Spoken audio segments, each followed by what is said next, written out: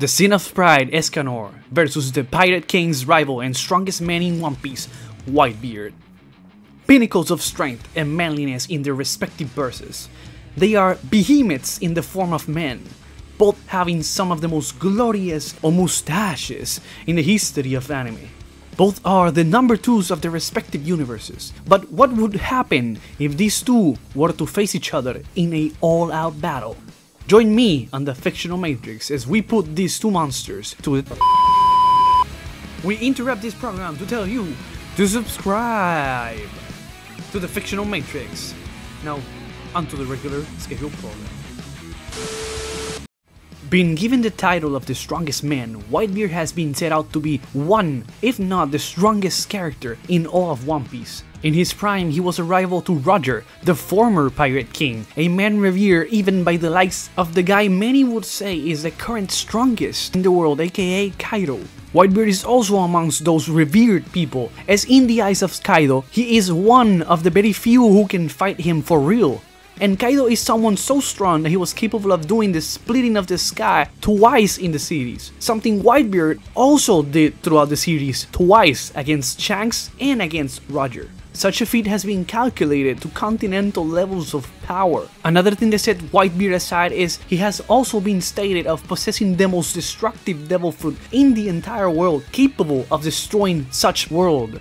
Although this is extremely impressive due to the One Piece world being calculated to possibly being the size of a star, it is not a straight up star level feat due to the nature of the Quake fruit, which while it has the potential to destroy the world, based on the feats performed by both a sick Whitebeard and a 2 devil fruit Blackbeard, this destroying of the world would most likely come from the creating multiple massive quakes that will then in turn devastate the entire surface of the One Piece planet. Whitebeard can use the Quake fruit to wrap his attacks and amp himself, delivering thunderous blows that, based on the previous statement, could grant him multi-continental to possible planetary levels of power at a high end. In the case of Escanor, the Sin of Pride is simply built different when in the presence of the sun. When daytime, his power increases alongside the rising of the sun, with his strongest being at high noon. Here, he enters a state called the One, where his entire body ends up engulfed in flames, turning into a walking sun. This form that lasts around 1 minute gives Escanor enough power to trade blows with the Demon King, a being stated to have created the Demon Realm, which is a place that has its own star, making it at a bare minimum a solar system level feat. And Escanor has even a level beyond that of the One, which is when he used his own life force to amp himself beyond Sunshine's limits to allow him to maintain a power on the level of the Demon King and Meliodas for a prolonged fight. In terms of speed, both characters possess beyond light speed reactions in combat speed. In the case of Whitebeard, he, while weakened in his deathbed, would still massively scale far above people like pre-time skip Zoro and Luffy, with both of them having light dodging feats during their battle against the Pacifista. Whitebeard during this time, while weakened, was still seen by Kaido as a fight worthy of him. And we know for a fact that Kaido is someone who massively outscaled a post-time skip Luffy. A Luffy that is probably tens if not hundreds of times stronger than a pre-time skip era Zoro. Now imagine how much faster a prime Whitebeard might have been. Escanor is in the same boat. For reference, a Guild Thunder that wasn't even 2000 in power level was already faster than lightning, with Meliodas becoming around 20 plus times stronger than him in order to fight Galan. The same Galan who passed out after seeing a 60,000 power level Escanor, who would later become so powerful that he was capable of one-shotting a 142,000 power level Meliodas, easily putting Escanor on those hundreds of times faster than Guild Thunder. Escanor even performed even better than Ludociel against Seldris Dark Nebula, and Ludociel is someone who has the grace to move at light speed and beyond.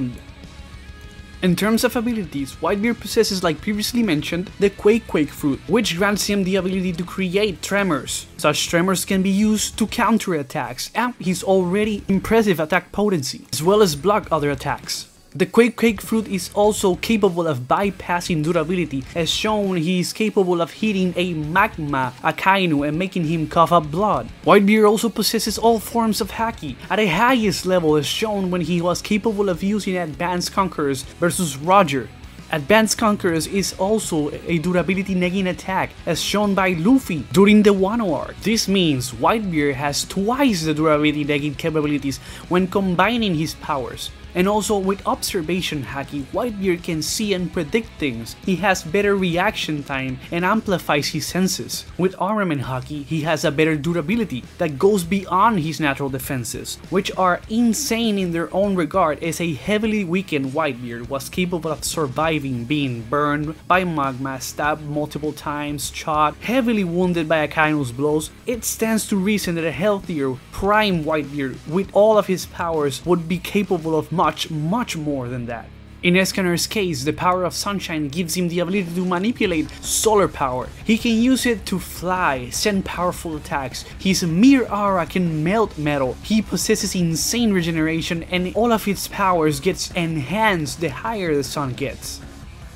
Okay, after taking into consideration every detail, it is easy to see a disparity in terms of contender stats, with Escanor being several hundreds if not thousands of times stronger than Whitebeard, but Whitebeard having a much more clear and consistent speed scaling that along his observation had it nearly impossible for Escanor to land a single blow on him. Hell, Whitebeard's durability negging attacks could prove to be troublesome for Escanor, especially when his prideful self would not allow him to dodge attacks from someone beneath him.